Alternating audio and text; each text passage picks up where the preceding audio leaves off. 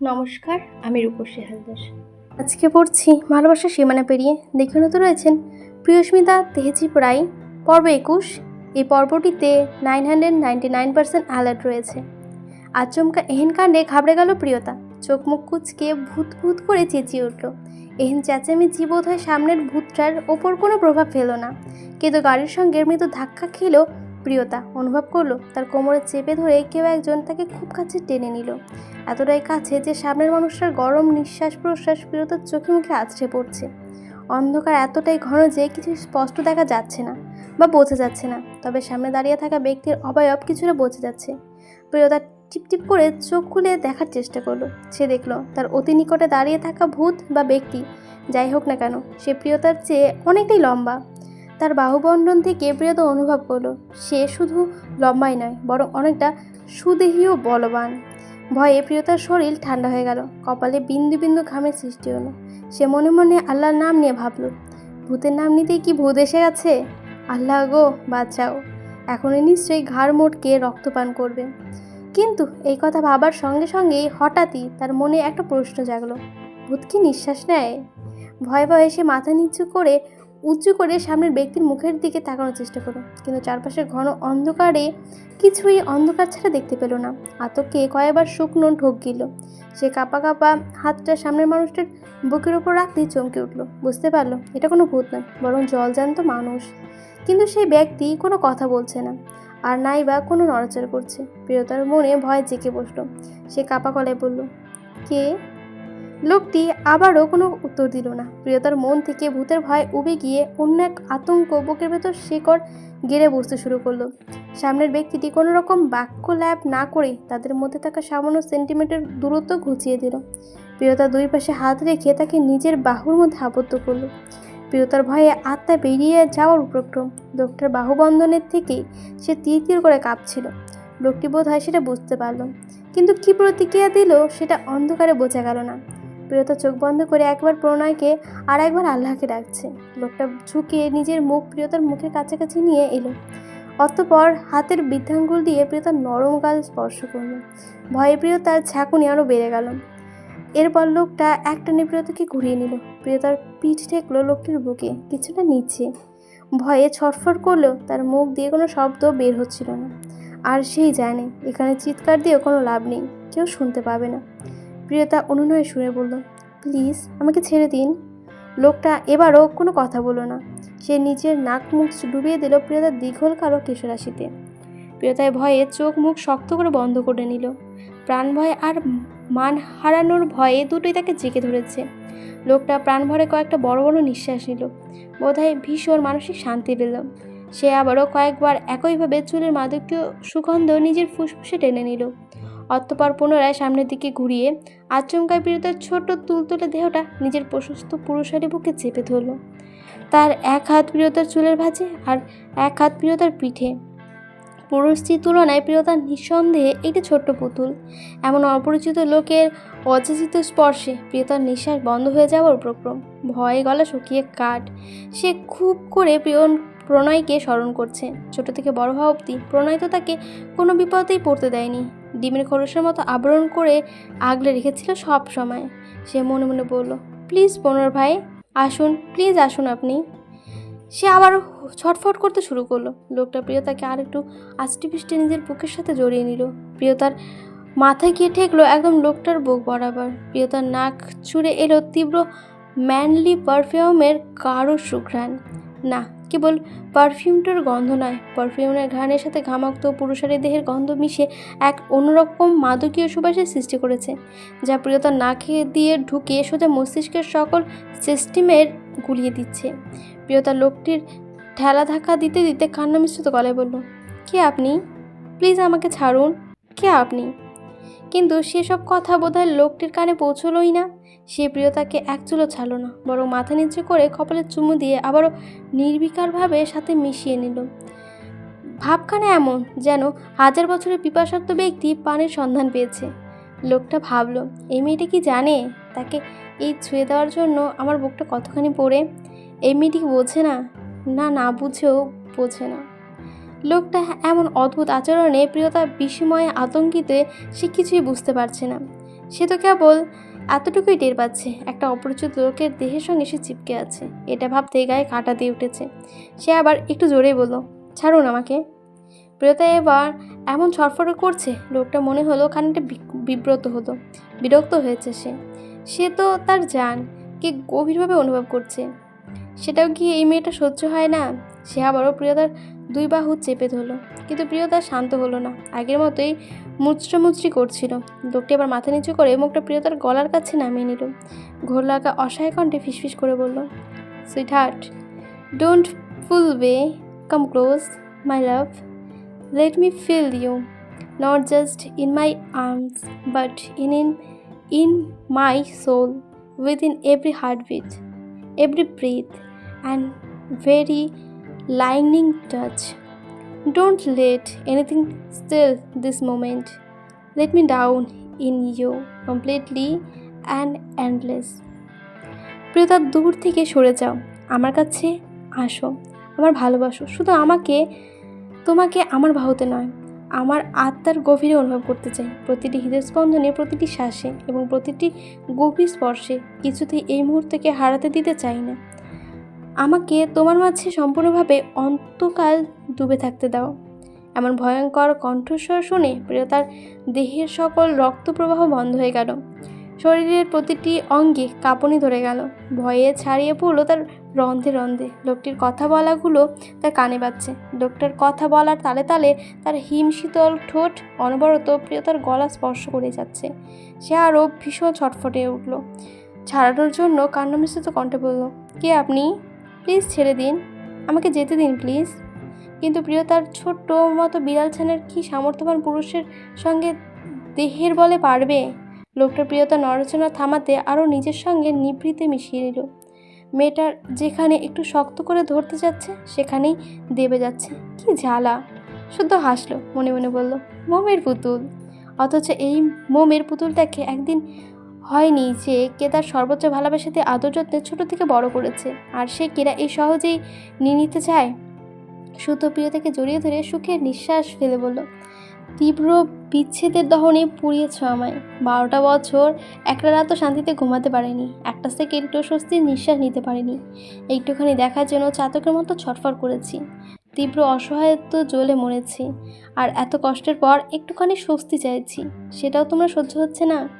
কিন্তু কোনো ব্যাপার না, একবার যদি তোমাকে আমার করতে পারি তখন সব পুষিয়ে নেব। আমি আবার কারো ধার দেনা রাখি না।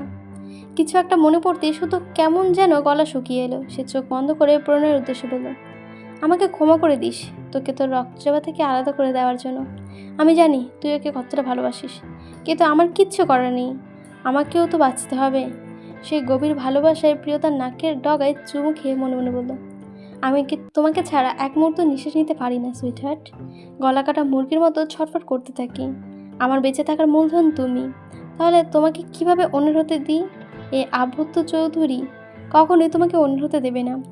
এই শুদ্ধ চৌধুরীর নিঃশ্বাস যতদিন চলবে তুমি শুধুই আমার। তুমি চাও বা না চাও তোমাকে আমার থেকেই থাকতে হবে। যদি অন্য কারো হতে চাও তবে তোমাকে আমার হাতে মরতে হবে, না হলে আমাকে তোমার নিজের করেই শেষ করতে হবে। আমার নিঃশ্বাস চলছে মানে তুমি অন্য কারো নও। পৃথিবীর কেউ এই শুদ্ধ চৌধুরীর মারার ক্ষমতা রাখে না। তবে যদি তুমি চাও তাহলে আমি হাসতে হাসতে বুক পেতে দেব তোমার জন্য। প্রিয়তা ফুফিয়ে কাঁদছে। তার শক্তির সামনে ব্যক্তিত্বকে এক চুলো পরিমাণও নাড়তে সামর্থ্য হচ্ছে না সে, তাই অসহায় সে। তার কান্না ছাড়া আর কোনো গতি নেই। প্রিয়তার কান্না শুনে শুদ্ধ দীর্ঘশ্বাস ফেলল, বুকের বাঁধনে একটু হালকা করলো। অন্ধকারে যদিও কিছু দেখা যাচ্ছে না, কিন্তু তার সুইটহার্টকে অনুভব করতে পারছে সে। দুই হাতের আঁচড়ায় প্রিয়তার মুখ তুলে নিয়ে চোখের বাড়ি পল্লবের সামনে নিজের ঠোঁট ছুঁয়ে দিল। তারপর কপালে ভালোবাসার গভীর স্পর্শ এঁকে দিয়ে কপালে কপাল ঠেকিয়ে গভীর হাসকি টানে বলল, সুইটহার্ট, কাঁদছো কেন? এখনও তো কিছুই করলাম না, এতটুকুতেই কেঁদে দিলে? তাহলে পরে যখন তোমাকে ভালোবাসার সাগরে ডুবিয়ে দেব তখন তোমাকে খুঁজে পাওয়া তো প্রথমবারই হারিয়ে যাবে না তো? অপরিচিত লোকের এমন লাগাম ছাড়া কথা শুনে প্রিয়তার কান্না আপনি আপনি বন্ধ হয়ে গেল। মুখ হা হয়ে গেল তার। মনে মনে বলল, ছি, কি কথাবার্তা ছিরি। কিন্তু মুখে কিছু বলতে পারল না। বেশ কিছুক্ষণ চুপ থেকে বুকে কিছুটা সাহস সঞ্চয় করে কাঁপা কাঁপা গলায় প্রশ্ন ছিল, কে কে আপনি? আমাকে কেন ধরে রেখেছেন? শুধু ঠোঁট কামড়ে হাসলো, মাথা নিচু করে প্রিয়তার গলায় নিচের ঠোঁট চেপে তুলল। সাথে সাথে প্রিয়তার প্রশ্নবাণ থেমে গেল। অজানা কম্পন ছড়িয়ে পড়লো সারা দেহে। সে শুদ্ধের মাথায় চুল টেনে ধরল, কিন্তু ছাড়াতে পারল না, যেন অদৃশ্য চুম্বনীয় আকর্ষণ। প্র্যাকটিক্যালি কোনো রকম স্পর্শকে ছাড়াই কোনো অপরিচিত ব্যক্তির কাছ থেকে এমন স্পর্শ কাম্য নয়। এটাকে ব্যাড টাচ বলে। প্রিয়তার চোখে পানি চলে এলো। প্রিয়তা গভীর নিঃশ্বাস নিয়ে করুণ স্বরে বলল, প্লিজ দয়া করে ছেড়ে দিন, আমাকে যেতে দিন। শুধু এক হাত প্রিয়তার পাশের দেওয়ালে রেখে অন্য হাতের দিকে প্রিয়তার নরম গালে কিছুক্ষণ স্লাইড করলো। এরপর সেখানে গভীর ভালোবাসার চিহ্ন এঁকে দিল। কানের কাছে মুখ নিয়ে গভীর স্বরে বলল, আমি না চাইলে তুমি কোথাও যেতে পারবে না সুইট হার্ট। প্রিয়তা বুঝলো সে বিশাল বিপদে পড়ে গেছে। চোখ বন্ধ করে মনে মনে বলল, প্রণয় ভাই বাঁচান আমাকে। সে কাপা গলায় শুধুকে মিনতি করলো, দয়া করে এভাবে ছুবেন না প্লিজ, আমার খারাপ লাগছে। শুধুর মনে হয় কথাটা একদম মোটে পছন্দ হয়নি তার। মুহূর্তে তার মস্তিষ্কে হনহন করে রাগ উঠে গেল। সে আচমকা শক্ত করে প্রিয়তার বাহু চেপে ধরল। হয়তো তার চোখ মুখও ভয়ঙ্কর হয়ে গেছে, কিন্তু অন্ধকারের জন্য সেটা বোঝা গেল না। শুধু মুখটা প্রিয়তার আরও কাছে এনে তাতে দাঁত চেপে ধরল। আমার স্পর্শ তোকে খারাপ লাগছে? এত জোরে চেপে ধরায় প্রিয়তার ভীষণ ব্যথা লাগছে। কিছুক্ষণ আগেও সেই লোকটা আদরে কথা বলছিল, সেই এখন চেপে ধরে ব্যথা দিচ্ছে। শুধু আবার চিবিয়ে চিবিয়ে বলল, কত বড় কলিজা তোর, আমার স্পর্শ তোর ভালো লাগে না? আর যখন একটা বিবাহিত পুরুষের সঙ্গে ঢলাঢলি করিস তখন তোর খারাপ লাগে না, তাই না? কি হলো, কথা বল, চুপ করে আছিস কেন? জোর গলায় ধমক দিয়ে কথাগুলো বলল শুদ্ধ। এত নোংরা নোংরা কথা শুনে ঘৃণায় প্রিয়তার গা গলিয়ে উঠল। লোকটার স্পর্শে ঘৃণা তো লাগলোই, তার বিষাক্ত কথার তীব্র ঘৃণায় প্রিয়তার ছোট্ট মন বিষিয়ে উঠল। কই, প্রণয় ভাই তো তার সাথে কোনোদিন এভাবে কথা বলেনি। সে যত বড়ই অন্যায় করুক না কেন সবসময় আদর করে বুঝিয়েছেন। প্রিয়তার কান্নার বাঁধন ভাঙা হলো। সে কাঁদতে কাঁদতে বলল, আমার খুব ভয় করছে, প্লিজ আমাকে প্রণয় ভাইয়ের কাছে যেতে দিন, প্লিজ আমাকে যেতে দিন। শুধু অল্পতেই রেগে যায়। আর তার সুইটহার্ট কিনা বলছে তার ছোঁয়া নাকি ভালো লাগছে না। রাগে জ্বলছে থাকা শুদ্ধ মাথার আবার প্রণয়ের নাম শুনে পুরোপুরি খারাপ হয়ে গেল। তার রাগের পরদ গলিতে লাভার মতো উত্তপ্ত ছড়াতে লাগলো। সে ভুলভাল কিছু করতে চায় না, তাই কাঁদতে কাঁদতে পিষে রাগটা হজম করে নেওয়ার চেষ্টা করলো, কিন্তু কিছুতেই স্বাভাবিক হতে পারছে না। লোকটা আমার আচরণে প্রিয়তার দেহ কম্পন ধরে গেল। শুধু স্পষ্টই সে কম্পন অনুভব করলো। তারপর আর এক সেকেন্ডও দেরি না করে প্রিয়তাকে কোলে তুলে নিল। ভয়ে লাফিয়ে উঠল প্রিয়তা। এলোপাথারি ঘুষি দিতে লাগলো শুদ্ধের বুকে, কিন্তু তাকে কোনো রকম কাজ হলো না। শুদ্ধ গাড়ির ব্যাকসিটে দরজা খুলে প্রিয়তাকে এভাবে ছুঁড়ে মারল। নিজের অনিশ্চিত ভবিষ্যতের কথা ভেবে প্রিয়তার প্রাণটা ধরফড়িয়ে উঠল। দম যেন গলায় আটকে আসছে। সে মুখ চেপে জোরে জোরে কাঁদতে লাগলো। গাড়ির সামনের সিটে জ্বলতে থাকা টিমটিমে ঝাপসা আলোয় কিছুটা ব্যাক সিটে এসে পড়েছে, তবে সিটের ওপরটাই শুধুই দৃশ্যমান, বাকি সব অন্ধকারে ডুবে আছে। প্রিয়তার মনে হলো এই অন্ধকারের মতো তার জীবনও ঘন অন্ধকার নেমে আসতে চলেছে। শুধু গাড়ির ভেতরে ঢুকে দরজা লক করে দিল। প্রিয়তা মুখ তুলে লোকটার দিকে তাকানোর সাহস পাচ্ছে না। শুধু কয়েক পলক প্রিয়তার কন্দনরত রক্তিম মুখশ্রীতে নজর বুলালো। তার মনটা একটু নরম হতে চাইল, কিন্তু প্রিয়তার বলা কথাগুলো মনে আসতেই রাগ আবার মাথায় চড়ে উঠল। সে প্রিয়তার ডান হাত ধরে নিজের দিকে হাঁচকা টান দিল।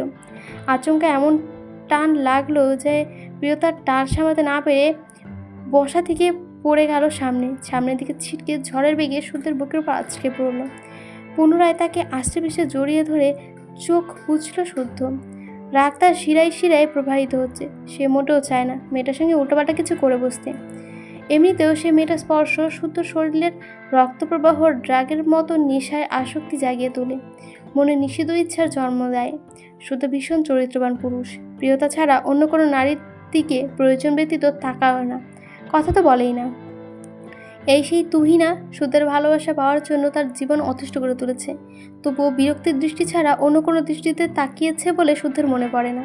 সে কেবলমাত্র তার সুইটহার্ট প্রিয়তাকেই আসক্ত, আর সেই মেয়েটাই সব কিছু শুদ্ধ বড্ড প্রিয়। তাই তার প্রিয় নারীর উপস্থিত কিংবা স্পর্শ তার মন শরীরের অদ্ভুত এক নেশা সরিয়ে দিচ্ছে। শরীরের রক্তকণিকার হরমোনগুলো দ্রুত বেগে দাপিয়ে বেড়াচ্ছে। নিজেকে ঠান্ডা রাখা প্রয়োজন, একটু মানসিক স্বস্তির দরকার, যা শুধুমাত্র এই মেয়েটার থেকেই মিলবে। শুধু হঠাৎই প্রিয়তাকে জড়িয়ে ধরে ক্রুদ্ধ গলায় বলল, শোনো মেয়ে, আমি নায়ক নই, আমি ভিলেন। আমি মোটেও ভালো মানুষ নই। আমি নিকৃষ্ট, আমি জঘন্য, আমি অত্যন্ত খারাপ মানুষ। তুমি পবিত্র, আমি পাপী। তবুও তোমাকে আমার হয়ে থাকতে হবে। তুমি আমার, শুধুই আমার। আজকের পরে যদি তোমার অন্য কারোর পেছনে ঘুরতে দেখি তো মেরে হাত পা খুলে হাতে ধরিয়ে দেব। লোকটার কথা শুনে প্রিয়তা আশ্চর্যে সপ্তম আকাশে। বলে কি এই লোক? সে অনেক কষ্ট করেও শুদ্ধকে সরাতে পারলো না। শেষমেশ বাধ্য হয়ে নিজের দাঁত ব্যবহার করলো। শুদ্ধ এক চুলও নড়তে পারছে না। সে কোনোভাবেই শুদ্ধর গায়ে কামড় দেওয়ার চেষ্টা করলো, কিন্তু কিছুতেই মাংস খুঁজে পাচ্ছে না। কারণ শুদ্ধ স্কিন টাইট ব্লু টি শার্টের ওপর ব্র্যান্ডেড ব্ল্যাক লেদার জ্যাকেট পরেছে। প্রিয়তা আরও দুবার চেষ্টা করলো, মাংসের লাগাল না পেয়ে নিরাশ হলো। শুদ্ধ এসব বুঝতে পেরে ভ্রু কুঁচকালো, এরপর ঠোঁটের কোনো বাঁকা হাসি ফুটিয়ে তুলল। প্রিয়তার দুই হাত নিজের হাতের মুঠোয় রেখে অন্য হাত দিয়ে শরীর থেকে জ্যাকেটটা টেনে খুলে পাশের সিটে ছুঁড়ে মারলো। এরপর আগের মতোই আবারও ওকে নিবিড়ভাবে বাহুবন্ধনে আবদ্ধ করলো। কানের কাছে মুখ নিয়ে মাদকীয় কণ্ঠে বলল, নাও ইট মি। প্রিয়তা হতবাক, মনে মনে ভাবলো লোকটার কি বোকা নাকি? কিন্তু লোকটা বোকা হলেও প্রিয়তা মোটেও বোকা নয়। সে সুযোগকে সদ্ব্যবহার করলো। তার দুই হাতের ধারালো নখ বসিয়ে দিল শুদ্ধের পিঠে। ধারালো নখ সহজেই টি শার্ট বেঁধে চামড়া ছিঁড়ে গেল। শুধু হাসলো। এত জোরে আছড়াতেও কাজ হলো না দেখে প্রিয়ত বিরক্ত হলো, কিন্তু হাল ছিল না। এবার সে বড় করে একটা হা করে শুদ্ধের বুকের বাঁ পাশের মাংসতে কামড়ে ধরলো। বাইট ফোর্সটা হয়তো একটু বেশি ছিল। শুধু দাঁত দিয়ে ঠোঁট কামড়ে ব্যথা সহ্য করার চেষ্টা করলো। ভারসাম্য বজায় রাখতে সে প্রিয়তাকে আরও শক্ত করে জড়িয়ে তুলল। বাঁধন শীতল হওয়ার বদলে আরও দৃঢ় হতে দেখে অবাক হলো প্রিয়তা। অবাকত্ব ধরে রেখেই ভাবলো অন্য কেউ হয়তো এতটা ব্যথা সহ্য করতে পারতো না। যাই হোক, তার প্ল্যান সফল হলো। কিন্তু সফল তো হলোই না। কিন্তু লোকটা অনেক ব্যথা পেয়েছে দেখে পূর্ণতা একটু মায়া লাগলো। সে কিছুক্ষণ কামড়ে রাখলে হয়তো মাংসটাই উঠে আসবে, তাই ছেড়ে দিল। শুধু এবার ঠোঁট কামড়ে হাসলো। কয়েকটা গভীর শ্বাস নিয়ে ব্যথাটা হজম করে নিল। এরপর প্রিয়তার গলার কাছে মুখ নিয়ে গভীর শ্বাস নিয়ে বলল, ওফ সুইটহার্ট, এভাবে আঁচড়ালে কামড়ালে আমি কিন্তু নিজেকে কন্ট্রোলে রাখতে পারবো না। তোমার যেমন আমাকে খেতে ইচ্ছে করছে, আমারও তোমাকে খেতে ইচ্ছে করছে। কিন্তু সুইটহার্ট, বিশেষ করো আমি ভীষণ ভদ্র ছেলে। বিয়ের আগে বাসর টাসর সারার কোনো ধান্দা নেই আমার। তবে তুমি যদি চাও সেটা অন্য ব্যাপার। এমন অশালীন কথাবার্তা শুনে প্রিয়তার প্রায় বেহুশ হয়ে যাবার উপক্রম। সে মনে মনে বলল, ছি ছি, কি কথাবার্তা। লোকটাকে এখন ভীষণ ভয় করছে প্রিয়তার। সেকেন্ডে সেকেন্ডে রং পাতলাচ্ছে লোকটা। সত্যি তার সাথে উল্টোপাল্টা কিছু করে না ফেলে। আতঙ্কে সে মনে প্রাণে ডাকছে প্রণয়কে। প্রিয়তা মনে মনে বলল, প্রণয়, আপনি তো আমাকে সবসময় বিপদ থেকে রক্ষা করেছেন। প্লিজ এবারও আমাকে এই লোকটার হাত থেকে বাঁচান। ভাবতে ভাবতেই তার চোখে পানি ঝাপসা হয়ে গেল। শুদ্ধর মনে হয় একটু দয়া হলো। সে প্রিয়তাকে ছেড়ে দিল। প্রিয়তা মনে মনে একটু স্বস্তির নিঃশ্বাস ফেলল। অন্ধকারের হাতরে গাড়ির দরজার হাত রাখতে তার ওপর ভারী কিছু একটা অনুভব করলো। শুদ্ধ শক্ত করে জড়িয়ে ধরেছে প্রিয়তার বুকের কাছে মাথা রাখলো। প্রিয়তা আতকে লাফিয়ে উঠল। কাপা গলায় বলল, কি করছেন? শুদ্ধ কণ্ঠ শীতল। সে জড়ানো গলায় ধীরে ধীরে বলল, এবার ডিস্টার্ব করলে আই সোয়ার তোমার খবর করে ছাড়বো। এই বলে প্রিয়তার হাত ধরে নিচের চুলের ভাঁজে রাখলো। এইভাবে বলল, চুপচাপ চুলগুলো টেনে দাও, আর একদম চালাকি করার চেষ্টা করবে না। প্রিয়তা ভয় চুপসে গেল। শুধু ভিড় করে বলল, এই বালিশ আর এই থ্রি-পিস থেকে তোমার পরিপূর্ণতা অনুভব করা যায় না প্রিয়তমা। তাই তো এত প্ল্যান প্রোগ্রাম করা, যাতে তোমাকে কিছু সময়ের জন্য হলেও নিজের কাছে রাখতে পারি, নিজের রুহকে একটু স্বস্তি দিতে পারি। আমি যত বড়ই তৃষ্ণার্ত প্রিয়তমা, তোমার তৃষ্ণায় গলা শুকিয়ে মরুভূমি হয়ে গেছে। তোমার প্রতি আসক্তি আমাকে মানুষ থেকে পশু বানিয়ে দিয়েছে। কিন্তু সুইটহার্ট, এগুলো তো কিছুই নয়। তোমাকে পাওয়ার জন্য যদি আমাকে আরও নিচে নামতে হয় আমি তাতেও রাজি। তোমাকে পাওয়ার জন্য যদি আমাকে আরও খারাপ হতে হয় আমি তাতেও রাজি। তোমাকে পাওয়ার জন্য যদি আমাকে খানদশেক লাশ ফেলতে হয় আমি তাতেও রাজি। তোমাকে পাওয়ার জন্য যদি আমাকে নিজের কুরবান করতে হয় আমি তাতেও রাজি।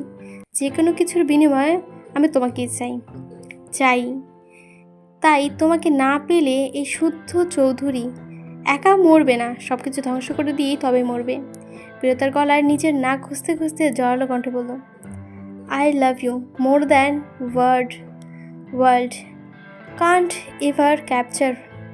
My sweetheart, you are the best breath in my lungs and heartbeat in the chest and the soul that compare mind. My love for you is blindless, deeper than the deepest ocean, endless like the sky, and entire like the stars. No force in this world can't measure its content with I feel for you. You are my forever, my always, my everything. আমি তোমাকে এমন ভালোবাসি যা কোনো শব্দে পুরোপুরি প্রকাশ করা সম্ভব নয়। আমার প্রাণপ্রিয়, তুমি আমার ফুসফুসের শ্বাস, আমার বুকের ধুকপুক করা হৃদয়স্পন্দন, আর আমার আত্মার সেই অংশ যা আমাকে সম্পূর্ণ করে। আমার ভালোবাসা সীমাহীন, সবচেয়ে গভীর, সাগরের চেয়েও গভীর, আকাশের মতো অসীম, আর তারার মতো চিরন্তন। এই পৃথিবীর কোনো শক্তি আমার অনুভূতিকে মাপতে বা ধারণ করতে পারবে না। তুমি আমার চিরকাল, আমার অনন্ত, আমার সব কিছু। বিড়বিড় করতে করতে কিছুক্ষণের মধ্যেই গভীর তন্দ্রায় তলিয়ে গেল শুদ্ধ, যাকে বলে সুখে নিদ্রা। এতগুলো বছরের একটা রাতও সে ঠিকমতো শান্তিতে ঘুমাতে পারেনি। তার ঘুম মানেই হাই পাওয়ারের দুটো স্লিপিং পিলস, তবুও ঘুম হতো না। অথচ আজ স্বাভাবিকভাবে মাত্রায় কয়েক মিনিটের মধ্যে ঘুমিয়ে গেল সে। ভারী নিঃশ্বাস পড়ছে তার। প্রিয়তা আর বসতে পারছে না। যেভাবে হোক এখান থেকে পালাতে হবে, কিন্তু কিভাবে? যেভাবে শুধু তাকে পেঁচিয়ে ধরে রেখেছে এই জীবনে, সে নিজেকে ছাড়াতে পারবে না। যদি লোকটা তাকে না ছাড়ে, নড়তেও ভয় করছে। সে যদি জেগে যায় তাহলে পালানোর শেষ রাস্তাটা বন্ধ হয়ে যাবে। প্রায় 30 মিনিট হয়ে গেছে সে এই জায়গায় এসেছে। প্রণয় ভাই নিশ্চয়ই তাকে খুঁজছে। প্রণয়ের কথা পুনরায় মনে আসতেই করে যে খাখা করে উঠল। হোক না নিশ্চিত, তবুও প্রিয়তার সকল ভালোবাসা তার জন্যই। সে কি না অনুপুরুষকে জড়িয়ে ধরে বসে আছে? ছি! কিন্তু এখন এসব ভাবনার সময় নেই, তাকে পালাতে হবে। তার ফোনের কথা মনে পড়তেই আবারও নিরাশ হলো সে। ফোন সে ওখানে আসার আগে পূর্বেই ফেলে এসেছে, তার মনে নেই। পর্বটা এখানে শেষ হয়ে গেছে। কেমন হয়েছে অবশ্যই জানাবেন। ভালো লাগলে অবশ্যই লাইক করে নেবেন, সাবস্ক্রাইব করে দেবেন। আজকে ধন্যবাদ।